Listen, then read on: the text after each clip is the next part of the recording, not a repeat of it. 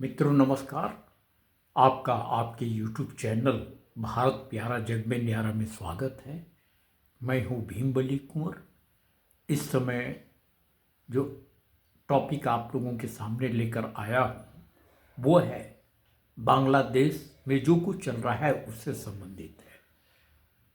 बांग्लादेश में हिंदुओं पर अत्याचार हो रहा है। हिंदू जहाँ भी मिल रहे हैं उनको बेरहमी से पीटा जा रहा है, उनको उनकी जान ली जा रही है। वहाँ का प्रशासन कुछ नहीं कर पाता, बल्कि जमायते इस्लामी और बीएनपी का उसमें सीधा सीधा हाथ दिखाई देता है। लेकिन हमारे देश के बहुत से लोगों पर इसका प्रभाव नहीं पड़ रहा है। ब्रिटिश पार्लियामेंट में सांसद हैं बॉब ब्लैकमैन। बांग्लादेश में जो कुछ हो रहा है हिंदुओं के ऊपर, उसका मसला वे वहां की पार्लियामेंट में उठा रहे हैं, लेकिन हमारी पार्लियामेंट में इस पर कोई चर्चा नहीं हो रही है। उसका कोई संकेत भी नहीं मिल रहा है। राहुल गांधी और कांग्रेस के अन्य साथी दल सिर्फ 2-3 मुद्दों को लेके संसद की कार्रवाई को बाधित करने की कोशिश कर रहे हैं। वो 2-3 मुद्दे ये हैं, एक तो अडानी का मुद्दा है, दूसरा संभल का मुद्दा है और तीसरा है मणिपुर का मुद्दा। लगता है कि भारत में यही 3 मुद्दे हैं।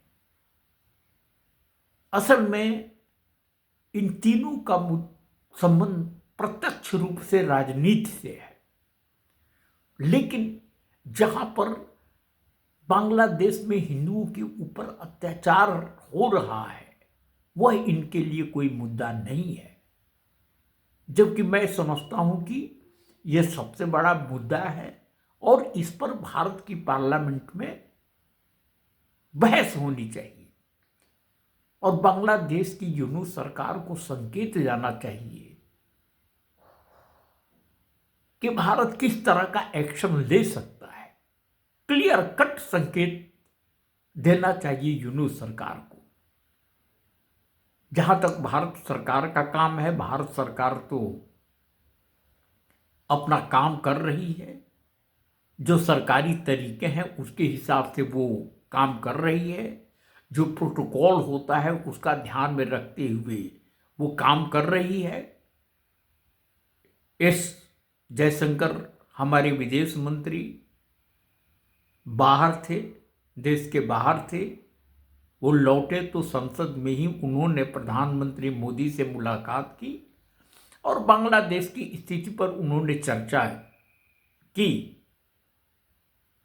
और इस बात का संकेत बांग्लादेश की यूनूस सरकार को दे दिया और यूनूस सरकार को ट्रंप एडमिनिस्ट्रेशन की तरफ से, ट्रंप के साथ जो लोग आने वाले हैं उनकी तरफ से भी कड़ा संदेश मिल रहा है। तो मैं समझता हूं वैसे तो कि यूनूस सरकार बहुत दिन के लिए नहीं बची है और वो इस बात से बेखबर हो रही है।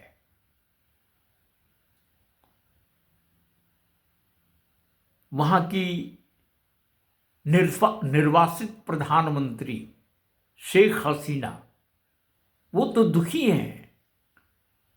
वहां के हिंदुओं पर जो अत्याचार हो रहा है उससे दुखी हैं